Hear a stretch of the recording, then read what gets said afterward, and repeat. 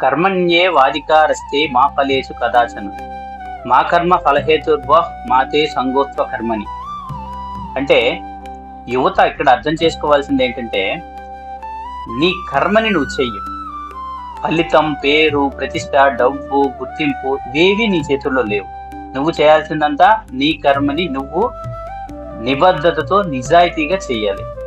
అలా శ్రద్ధగా నిబద్ధతతో నిజాయితీతో చేస్తే ఫలితం ఏదో ఒక రోజు తప్పకుండా వస్తుంది. సో కంపేర్ చేసి చూస్తే మన జీవితం కూడా ఒక కురుక్షేత్ర యుద్ధం లాంటిదే. ఎన్నో ఎదురు దెబ్బలు, ఎన్నో సందేహాలు, ఎన్నో ఒత్తిళ్లు, ఎన్నో పోటీలు.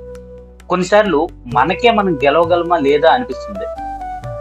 ఆ కురుక్షేత్ర యుద్ధం సమయంలో అర్జునుడు కూడా అలానే అయిపోయాడు. ఆ సమయంలో అతనికి దారి చూపింది శ్రీకృష్ణుడి ఈ గీతా బోధన ఒకటే. ఆ మాటలు ఇవాళ మనం స్మరించుకోవాలి.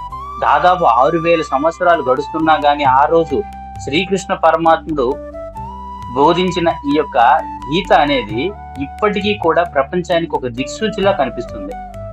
ఆ రోజు కృష్ణుడు అర్జునుడికి ఎటువంటి ఆయుధాలు ఇవ్వలేదు. ఎందుకంటే ఆయన ఇచ్చిన ఆయుధం ఏంటంటే జ్ఞానం. సరైన సమయంలో సరైన మాట, అది జీవితాన్ని మార్చింది. అర్జునుడు కూడా ఎందుకో అంత పెద్ద యోధుడు, మహానుభావుడు అయ్యాడనంటే తనలో వచ్చిన భయాన్ని అంగీకరించాడు, తన సందేహాలు బయట పెట్టాడు, సత్యం వినడానికి మారడానికి సిద్ధపడ్డాడు. అందుకే అతను పెద్ద గొప్ప యోధుడు, గొప్ప మనిషి అయ్యాడు. అదేవిధంగా మనం ఈ యొక్క గీతలో ఎన్నో బోధలు ఉన్నాయని మనందరికీ తెలుసు. కానీ యువత ప్రజెంట్ ఈ సిచ్యువేషన్ లో ఈ యొక్క భగవద్గీత అనేది యువతికి చాలా అవసరం.